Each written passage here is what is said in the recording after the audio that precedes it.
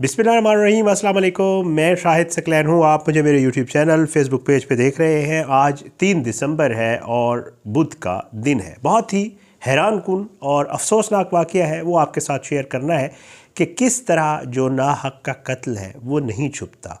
एक शख्स जिसको 8 साल कबल कत्ल किया गया था, उसके अपने घर के कमरे के अंदर दफनाया गया था, उसके ऊपर फर्श डाल दिया गया, हड्डियों का ढांचा बन गया और उसका जो मारने वाला था कोई और नहीं था बल्कि उसका अपना सगा बेटा था।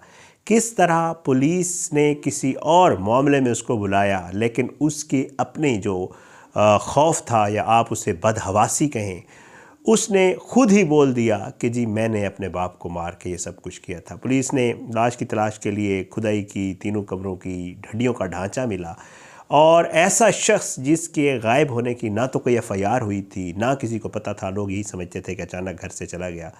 8 साल बाद ये केस जो है अल्लाह ताला ने, क्योंकि उस शख्स को मारा गया था और उसके बेटे ने मारा था, अल्लाह ताला ने ये केस जो है वो सामने लाया। बहुत ही हैरान कुन इसकी तफसीलात हैं, मैं आपके साथ शेयर करूंगा। और ये कहीं और का केस नहीं है, बाहर का नहीं है, ये हमारे पाकिस्तान का थाना फैसलाबाद का है, जड़ावाला का ये केस है।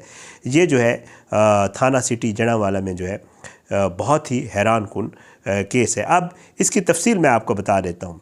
बताया ये जाता है कि जड़ावाला पुलिस एहलकारों को उस वक्त हैरत हुई जब एक शख्स के ख़िलाफ़ किसी पड़ोसी ने जो है वो एफआईआर दर्ज करवाई थी, उसके ख़िलाफ़ दरख्वास्त दी थी कि ये शराब बेचता है, ये शराब फरोशी करता है।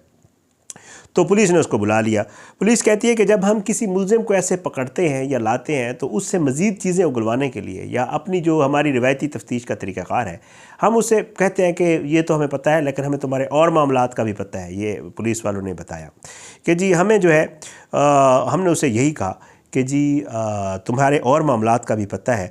तो वो ख़ुद ही बदहवासी में ये कह गया कि जी वो मैंने वाकई ख़ुद अपने वालिद को मारा था। हुआ कैसे?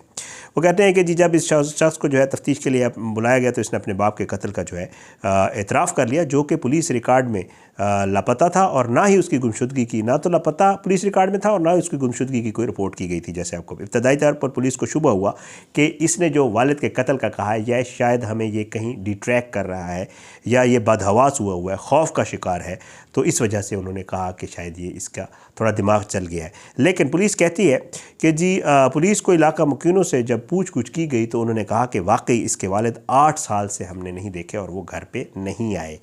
तो फिर पुलिस को थोड़ा शक हुआ। पुलिस ने मुलजिम से पूछा कि वालिद की लाश कहाँ है, तो उसने जवाब दिया कि हमने तो लाश को घर में ही गड़ा खोद कर दफन कर दिया था। पुलिस का कहना है कि जी इस बयान के बाद 26 नवंबर को ज़ेर हिरासत शख्स के घर की खुदाई शुरू की गई और 2 रोज़ खुदाई होती रही। 28 नवंबर को शाम के करीब जो है वो घर के नीचे से हड्डियों पे मुश्तमिल एक लाश की बाक़ियात बरामद हो गई।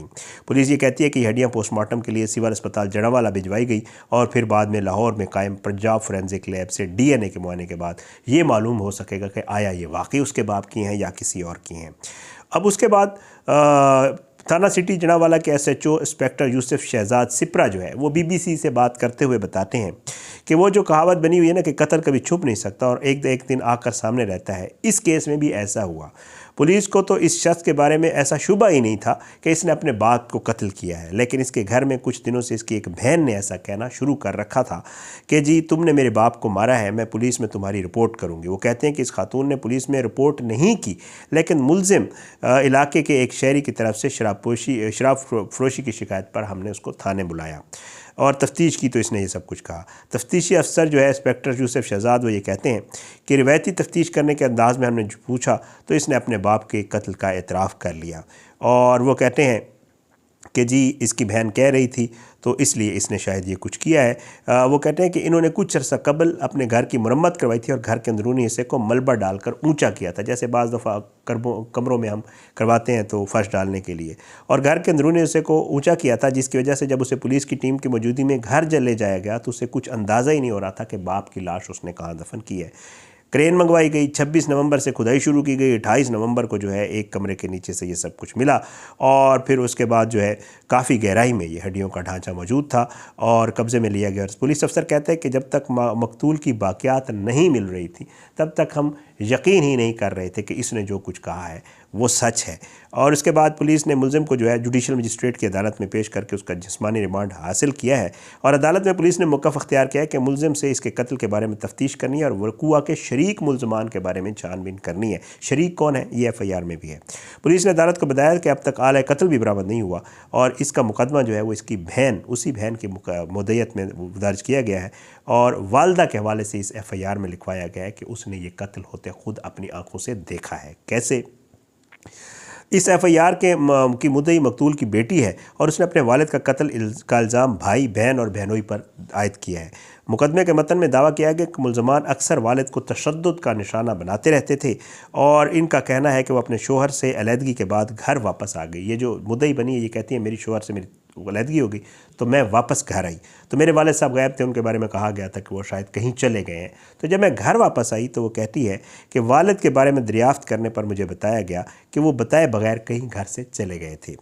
मगर वो कहती हैं कि वालदा ने उन्हें एक दिन बता दिया कि कुछ साल कबल तीनों मुलजमान ने वालिद को तशद्दुद करके कत्ल कर दिया है और लाश को घर के रिहायशी कमरे में घड़ा खोद कर दफना दिया था।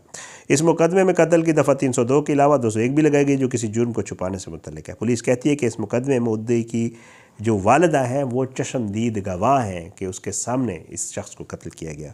पुलिस तर्जमान का कहना है कि FIR में नामजद एक मुलजिम को गिरफ़्तार कर लिया गया है जबकि दीगर 2 की गिरफ़्तारी के लिए छापे मारे जा रहे हैं। जो खुद गया उसको तो गिरफ़्तार कर लिया और केस की जामे तहकीकात की जाएंगी ताकि कोई और मुलजिम भी शरीक हुआ तो उससे भी हिरासत में लिया जाएगा। अच्छा, इसमें जो है इस भाई को इस खातून ने नॉमिनेट किया है, एक बहनोई को भी किया है इसमें नॉमिनेट और एक बहन को भी जो है वो नॉमिनेट किया है कि इन तीनों अफराद ने मिलकर जो है वो मेरे अपना वालिद को मारा और फिर उसके बाद दफना दिया और फिर उसके बाद जो अब हड्डियाँ मिली हैं वो मेरे वालिद की हैं। बहुत ही हैरान कुन और बहुत ही खौफनाक हमारे अपने मुआशरे का ये केस, BBC ने इसके ऊपर बड़ी अच्छी वो की हुई है।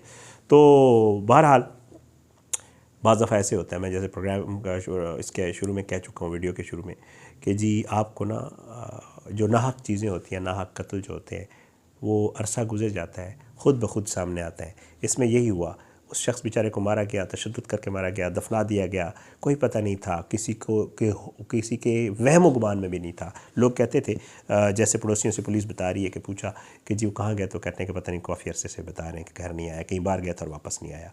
तो बाज़ औक़ात ये होता है खुदा न खास्ता कि किसी के इस शख्स के भी वहम गुमान में नहीं था, किसी और FIR में किसी और दरख्वास्त पे पुलिस ने बताया और बिलाखिर इसने अपने मुंह से कह दिया कि हाँ वो मैंने, क्योंकि इसके जहन में चल रहा था, बहन इसको कहती थी मैं पुलिस में रिपोर्ट कराऊंगी, मैंने पुलिस वालों को सब बता दिया है, तुमने मेरे बाप को मारा है। तो इसके जहन में इसकी नफ्सियात पे ये चीज़ थी। जब पुलिस ने इसको थोड़ा सा इन्वेस्टिगेट किया, ज़रा पुलिस ने अपने तरीके से ड्राइंग रूम ले जाके किया होगा, तो इसने बोल दिया कि जी मैंने खुद मारा है। कितने अफसोसनाक वाक़या, लेकिन ये भी सच है कि नाहक का कत्ल नहीं छुपता। इजाज़त दें, इंशाल्लाह अगली वीडियो में मुलाकात ज़रूर होगी। अल्लाह हम सबको अपने ज़ुबान में रखे, अल्लाह हम सब पे अपना रहम करम करे, अल्लाह जो है सबका हामी नासिर हो, अल्लाह हमारे मुल्क का हामी नासिर हो। आपसे दरख्वास्त है कि अगर आपने अब तक मेरा YouTube चैनल सब्सक्राइब नहीं किया तो मेरे YouTube चैनल को सब्सक्राइब करें। फेसबुक पेज पे वीडियोज़ अपलोड होती हैं, वहाँ भी आप जो है देख सकते हैं। मेरे सोशल मीडिया अकाउंट्स सारे हैं, मैं तमाम एक और सोशल मीडिया उस पर मौजूद हूँ, प्लेटफॉर्म्स पे, वहाँ पे आप फॉलो कर सकते हैं। मुझे अपने कोई भी चीज़ जो आप चाहते हैं जिस पे मैं बात करूँ मुझे आप भेज सकते हैं। मेरा WhatsApp नंबर वगैरह अगर आप कमेंट्स में मांगते हैं मैं दे देता होता हूँ और बहुत से लोग मुझसे राब्ते में भी होते हैं। बहुत सारी चीज़ें मैं आपसे आपके कहने पे भी कर रहा होता हूँ, आप जो चीज़ें मुझे गाइड कर रहे होते हैं उसके हवाले से मैं अपने आप को ठीक करने की हमेशा कोशिश करता रहता हूँ, हमेशा ज़ाहिर है। तो इंशाअल्लाह इजाज़त होगी, आपका फ़ीडबैक मेरे लिए इजाज़त दें, आपका फ़ीडबैक मेरे लिए बड़ा मैटर करता है। अगली वीडियो में इंशाअल्लाह ज़रूर मुलाकात होगी, लेकिन बशर्ते ज़िंदगी अपनी दुआ में याद रखिएगा। पाकिस्तान जिंदाबाद। अल्लाह हाफ़िज़।